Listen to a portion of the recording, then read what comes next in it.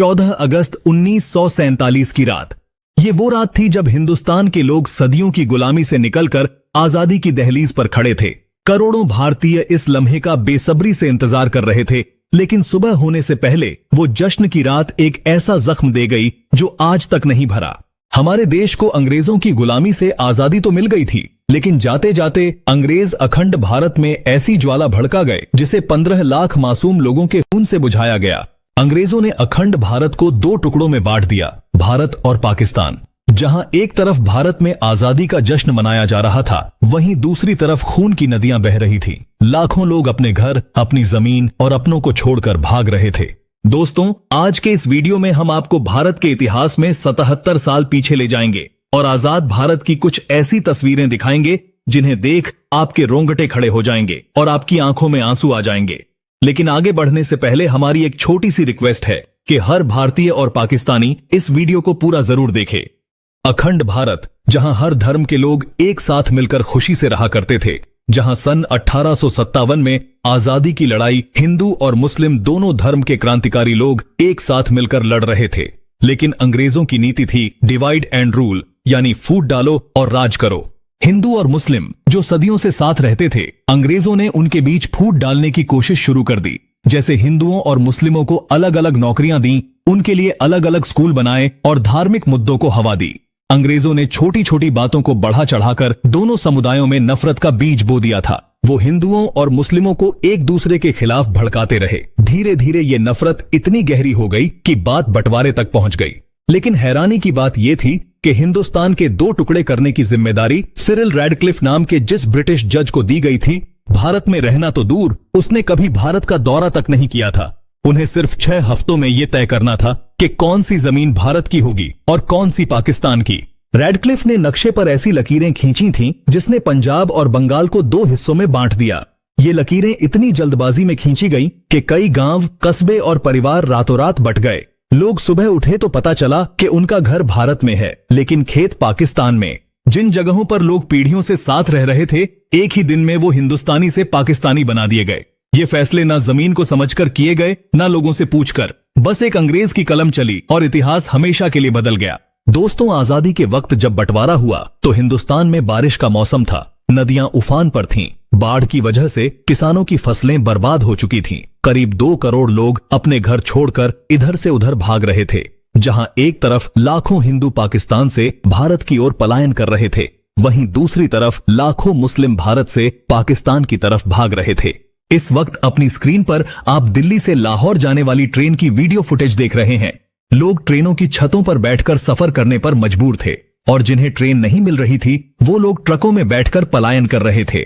कुछ लोग बैलगाड़ियों का सहारा ले रहे थे तो कुछ परिवार साइकिल पर ही अपना जरूरत का सामान लादकर एक देश से दूसरे देश की तरफ दौड़े चले जा रहे थे। जहां एक तरफ करोड़ों लोगों के लिए आजादी किसी वरदान से कम नहीं थी, वहीं लाखों लोगों के लिए ये एक अभिशाप बन चुका था, क्योंकि अपना सब कुछ छोड़कर जान बचाते हुए दूसरे देश में भागना किसी भयानक सपने से कम नहीं था। हालांकि बंटवारे की ये दास्तान तो आजादी से कई साल पहले ही लिखी जा चुकी थी, क्योंकि अंग्रेजों ने देशवासियों में धर्म को लेकर ऐसा जहर भर दिया था जिससे कई पॉलिटिकल लीडर्स ने तो धर्म के नाम पर ही अपनी पार्टीज बना ली थी।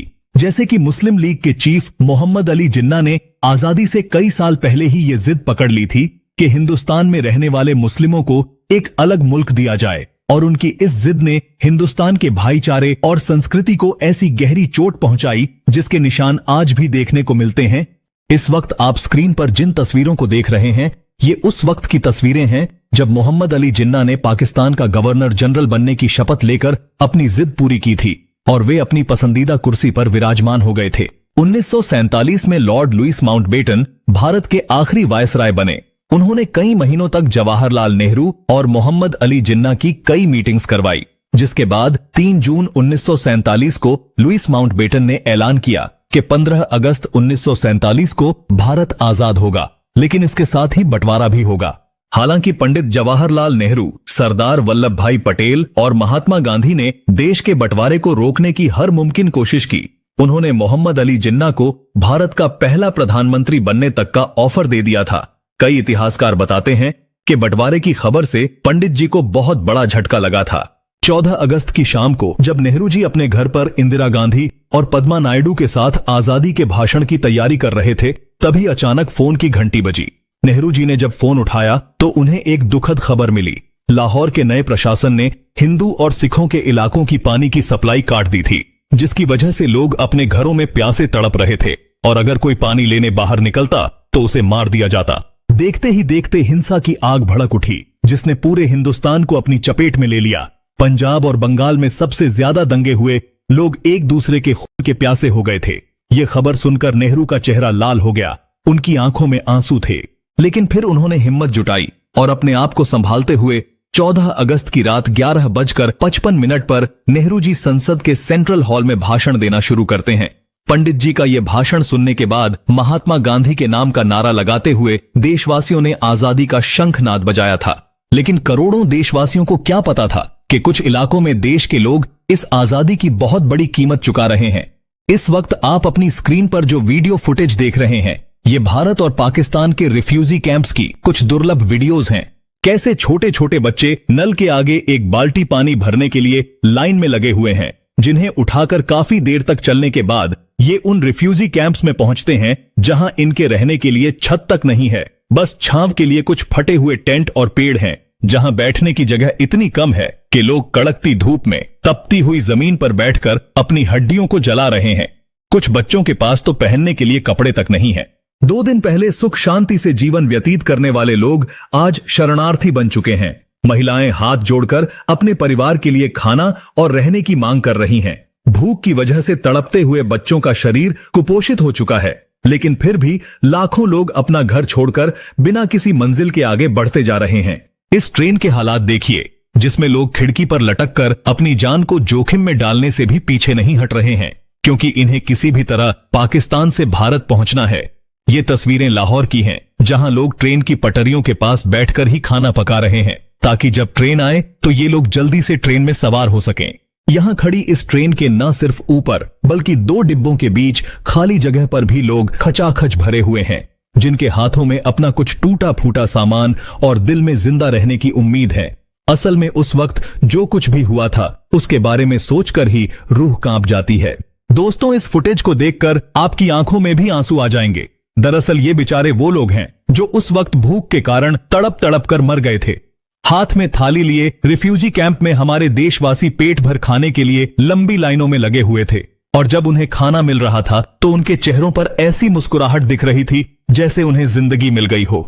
लेकिन फिर महात्मा गांधी, पंडित जवाहरलाल नेहरू, सरदार वल्लभ भाई पटेल, लाल बहादुर शास्त्री, डॉक्टर भीमराव अंबेडकर और कई महान नेताओं ने इतने मुश्किल हालातों में भी देश को संभाला, जिसकी बदौलत आज हम भारतीय ब्रिटेन से कई गुना आगे निकल चुके हैं। इस बंटवारे में करीब 2 करोड़ लोगों ने अपना देश छोड़ दिया था और करीब 10 से 15 लाख बेकसूर लोगों की जान चली गई। लेकिन अफसोस की बात यह है कि जिन ब्रिटिशर्स ने हम भारतीयों के साथ इतने घिनौने जुर्म किए, जो भारत के इतिहास में लाल अक्षरों से लिखे गए, लेकिन फिर भी उन्हें बारातियों की तरह विदा किया गया। 28 फरवरी 1948 के दिन जब अंग्रेजों की आखिरी टुकड़ी हमारा देश छोड़कर जा रही थी, तो उन्हें बैंड बाजे के साथ विदा किया गया था, जिसके बाद अंग्रेज मुंबई से अपनी बोट में सवार होकर बड़ी शान से ब्रिटेन का झंडा लहराते हुए हमेशा के लिए वापस लौट गए। लेकिन जाते जाते एक ऐसी चिंगारी छोड़ गए थे जिसकी आग में 10 लाख बेकसूर लोगों की जिंदगियां झुलस गई। किसी के बाप को मार दिया गया, किसी की मां ने तड़प तड़प कर दम तोड़ दिया, किसी का भाई बिछड़ गया तो किसी की बहन पीछे छूट गई। दोस्तों, अगर आप ये वीडियो अभी तक देख रहे हैं और अगर आप भी उन लाखों लोगों के दर्द को दिल से महसूस करते हैं, तो कमेंट बॉक्स में उन्हें श्रद्धांजलि जरूर दें और इस वीडियो को ज्यादा से ज्यादा शेयर कीजिए। दोस्तों, ऐसी ही दिलचस्प और सच्ची वीडियोस देखने के लिए हमारे चैनल को सब्सक्राइब करके पास वाली घंटी के बटन को भी जरूर दबाएं। जय हिंद।